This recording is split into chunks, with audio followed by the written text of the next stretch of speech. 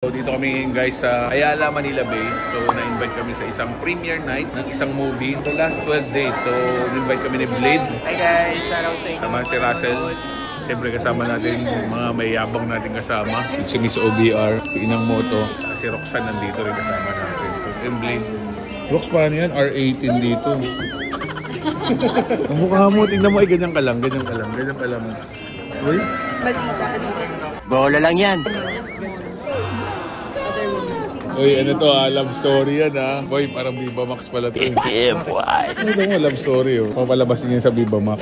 Yung mga pinapanood mo nakaregister ka dun. Siyempre, babayad ako sa Viva Max. Mary Joy Apostol, Ihiro Blanco. Meron ka na. Lupit, meron pang ganito guys. Wow naman! Wow! May mga foods tayo sa loob guys. May calendar tayo. Blade 2025. Ano yung pilay?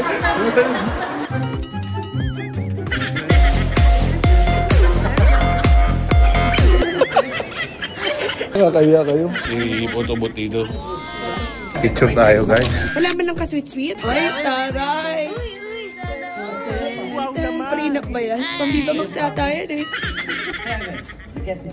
Ginagawa mo! Taray.